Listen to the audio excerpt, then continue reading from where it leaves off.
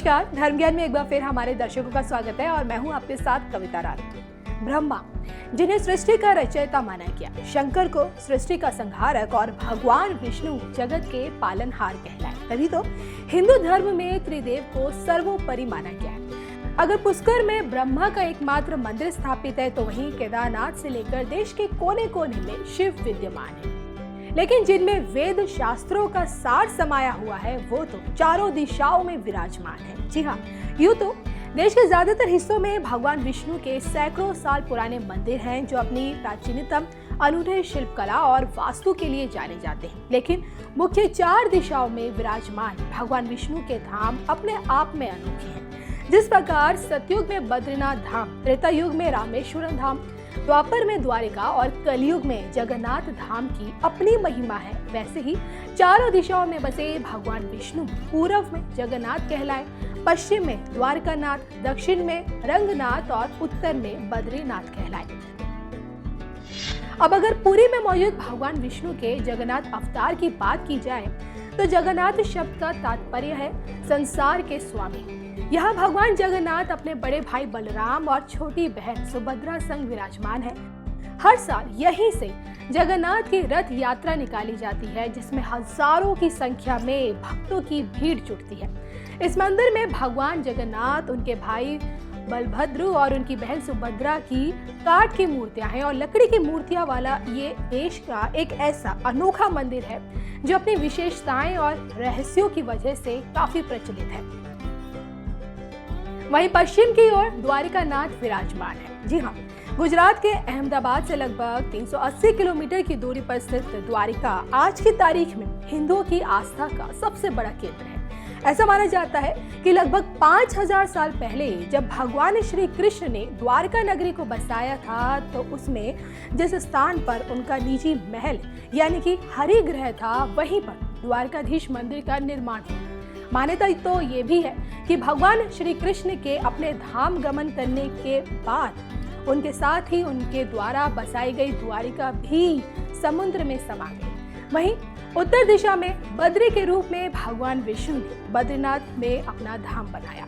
चारों धामों में से एक अलकनंदा के किनारे बसे बद्रीनाथ धाम को विष्णु का दूसरा बैकुंठ लोक माना गया है और जो कि इस पवित्र स्थल पर भगवान शिव को ब्रह्म हत्या के पाप से मुक्ति मिली थी। तभी से कहा जाता है कि जो जाए बद्री वो न आए ओधे, यानी जो व्यक्ति बद्रीनाथ के दर्शन कर लेता है उसे पुनः माता के उदर यानी कि गर्भ में फिर नहीं आना पड़ता है। वहीं दक्षिण में भगवान विष्णु ने रंगनाथ स्वामी का रूप लिया जहां वो अपने शयन मुद्रा में स्थापित है। जी हाँ, ये इकलौता ऐसा मंदिर है जिसकी प्रशंसा तमिल भक्ति आंदोलन के सभी संतों के गीतों में मिलती है।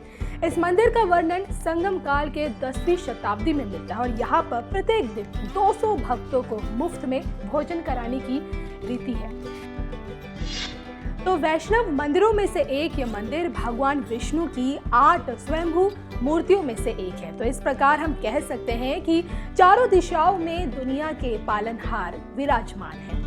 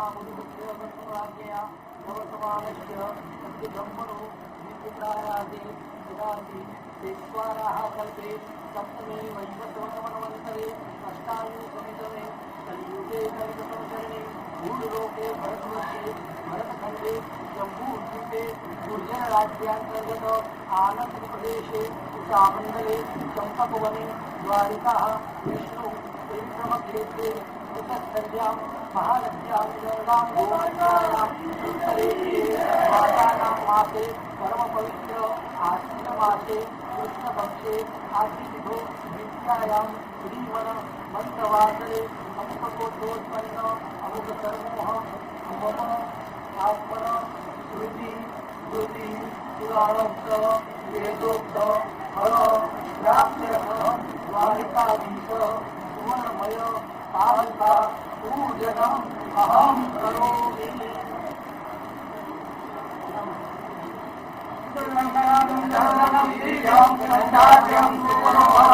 विवेकं सुराश्रेष्ठं चन्दनं बालिकाधीशाय नमः शरणकमलयो चन्दनं समर्पयामि। यस्याङ्गे गुरुरत्नतो दुरि राघवैजयन्ति मणि कातो मल्लसमस्तनाभिकमला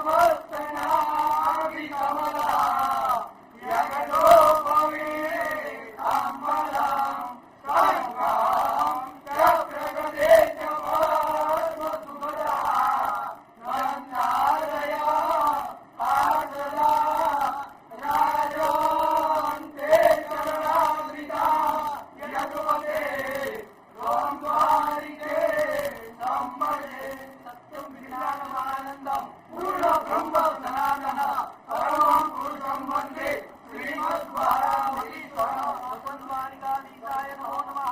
प्रार्थनापूर्वक अनन्तकोटि नमस्कारं समर्पयामि।